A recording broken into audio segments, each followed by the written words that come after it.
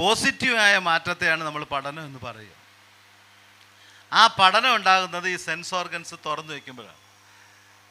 ആ പഠനം ഉണ്ടാകാൻ കാരണക്കാരൻ എന്ന് പറയുന്നത് നമ്മുടെ പഞ്ചേന്ദ്രിയങ്ങളാണ്. പഞ്ചേന്ദ്രിയങ്ങൾ എപ്പോഴും നമ്മൾ തുറന്നു വെച്ചുകൊണ്ടിരിക്കും. ആ തുറന്നു വെക്കേണ്ട സമയത്ത് എന്താ, പഞ്ചേന്ദ്രിയങ്ങളെല്ലാം ഈ രണ്ടെണ്ണമാണ് പ്രാധാന്യം എന്ന് പറഞ്ഞാൽ ചിലതൊന്നും നമുക്കെല്ലാം ഉപയോഗിക്കാൻ പറ്റത്തില്ല. ഉദാഹരണത്തിന് ഒരു പഞ്ചസാരയുടെ ക്രിസ്റ്റൽ ഒരു തരി നിങ്ങളെ കാണിച്ചാൽ, ഒരു പഞ്ചസാരയുടെ തരി നിങ്ങളെ കാണിച്ചാൽ 5 സെൻസ് ഉപയോഗിച്ചുകൊണ്ട് പറയാൻ പറ്റുമോ? ഒരു പഞ്ചസാരയുടെ തരിയുണ്ട്, കാണാം ഇവിടെ. കണ്ണ് നോക്കിയിട്ട് നിങ്ങളെന്ത് പറയും? കണ്ണെന്നറിയപ്പെടുന്ന ഇന്ദ്രിയം വെച്ചിട്ട് ഈ പഞ്ചസാരയെക്കുറിച്ച് നിങ്ങളെന്ത് പറയും? ഇതിന് കളറില്ല. ഓക്കെ, വെള്ള കളറ്, ഇതിന് കളറില്ല. രണ്ടാമത് നാക്ക് വെച്ചിട്ട് നിങ്ങളെന്ത് പറയും? ഇത് മധുരമുള്ളതാണ്. Okay okay. തൊട്ട് നോക്കിയിട്ട് നിങ്ങളെന്ത് പറയും? ഇത് പരുപരുത്തതല്ല, ഇത് മിനുസമുള്ളതാണ്. പരുപരുത്തതല്ല, ഇത് മിനുസമുള്ളതാണ്. ഇനി ഏതാണ് ഓർഗൻ? മൂക്ക് കൊണ്ട് നിങ്ങളെന്ത് പറയും? ഇതിന് മണമില്ല. ചെവി കൊണ്ട് എന്ത് പറയും? ചെവി കൊണ്ട് നിങ്ങളെന്താ പറയണേ? ഇതൊരു പാത്രത്തിൽ വീണാൽ നിങ്ങൾ പറയുമോ തേങ്ങ വീണെന്ന്? ഇല്ല. ആ ശബ്ദം നിങ്ങൾക്ക്, അതൊരു പ്രതലത്തിൽ വീഴുമ്പോൾ ഉണ്ടാകുന്ന ശബ്ദം നിങ്ങൾക്ക് പറയാൻ പറ്റും. അപ്പോൾ 5 സെൻസ് ഉപയോഗിച്ചുകൊണ്ട് പറയാൻ പറ്റും. 5 സെൻസ് നിങ്ങൾക്ക്, പക്ഷേ എല്ലാം ഉപയോഗിക്കാൻ പറ്റത്തില്ല. അങ്ങനെ 5 സെൻസും ഉപയോഗിക്കാൻ വേണ്ടി എല്ലാം നമുക്ക് പറ്റില്ല. അതുകൊണ്ടാണ് ഈ 2 സെൻസിന് മാത്രം പ്രാധാന്യം. ഉദാഹരണത്തിന് പൊട്ടാസ്യം സയനൈഡ് കൈ കിട്ടി. പൊട്ടാസ്യം സയനൈഡിൻ്റെ പ്രത്യേകത എന്താ? അത് ടേസ്റ്റ് ചെയ്താൽ അപ്പോൾ തന്നെ മരിച്ചു. അത് പരിശോധിച്ച് നോക്കാൻ പറ്റുമോ?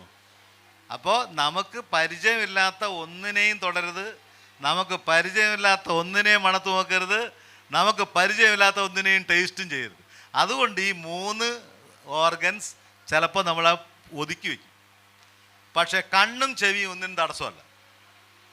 കണ്ണും ചെവിയും ഒന്നിനും തടസ്സമല്ലെന്ന് വെച്ചാൽ എക്സ്റേയുടെ മുമ്പിൽ പോയി കണ്ണു തുറന്നുകൊണ്ടിരിക്കരുത്.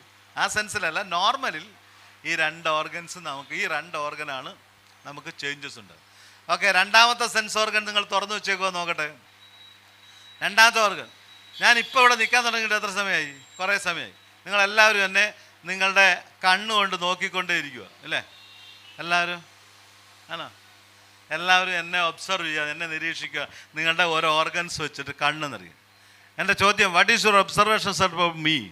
എന്നെക്കുറിച്ച് നിങ്ങളുടെ കണ്ണ് വെച്ച് നിങ്ങൾ നോക്കുമ്പോൾ നിങ്ങൾക്ക് എന്നെക്കുറിച്ച് എന്തൊക്കെ പറയാം? ദീക്ഷയുള്ള ഒരു സാർ, വയസ്സൻ എന്നർത്ഥം. ഓക്കെ, വയസ്സൻ എന്ന് പറഞ്ഞാൽ കണ്ണാടി വെച്ചിട്ടുണ്ട്, പിന്നെ മയക്ക് പിടിച്ചേക്കുക. ഓക്കെ, മയക്ക് പിടിച്ചേക്കുവാണ്. ഓക്കെ, കയ്യിൽ മോതിരമുണ്ട്. ഓക്കെ, വെളുത്ത താടിയാണ്. ഇടക്കിടക്ക് പോക്കറ്റിൽ കൈയിടുന്നു. നോക്കൂ, കുറേ സമയം കൊണ്ട് ആ ഓർഗൻസ്. ഇനി പറഞ്ഞോ, ഇഷ്ടംമാതിരി പറഞ്ഞോ. പോക്കറ്റിൽ ഫോണുണ്ട് എന്ന് പറഞ്ഞാൽ ഞാനിവിടെ നിൽക്കുമ്പോൾ എൻ്റെ സംസാരം മാത്രമല്ല, നിങ്ങൾ കണ്ണുകൊണ്ട് എന്നെ നന്നായി നിരീക്ഷിക്കാൻ പഠിക്കുന്നുണ്ട്. ഓക്കെ, അതാണ് മറ്റൊരു തലം നമ്മുടെ പഠനത്തിന്. ഈ 2 ഓർഗൻസ് നിങ്ങൾ തുറന്നു വയ്ക്കുക. തുറന്നു വെച്ചാൽ ഞാൻ കുറേ കാര്യങ്ങൾ പറയാം. ഇപ്പോൾ ഇതിനകത്ത് പഠനത്തിൻ്റെ ഭാഗം, ഇതെല്ലാവരും സംഗീത കുടുംബത്തിലെ ആൾക്കാരാണെന്ന് തോന്നുന്നു അല്ലേ?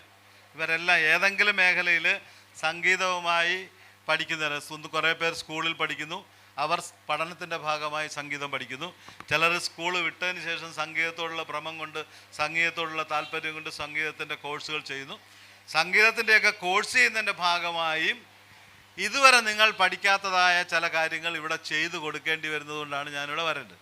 ഇപ്പോൾ സ്കൂളുകളിൽ പഠനത്തിൻ്റെ ഭാഗമായി ഒരുപാട് കുട്ടികൾ തനിയെ പഠിക്കുന്നതിന് വേണ്ടിയുള്ള ഒരുപാട് രീതികൾ ഉപയോഗിക്കുന്നുണ്ട്. അപ്പോൾ ടീച്ചർ എല്ലാ കുട്ടികളെയും പഠനത്തിൻ്റെ ഭാഗമാക്കി മാറ്റണം.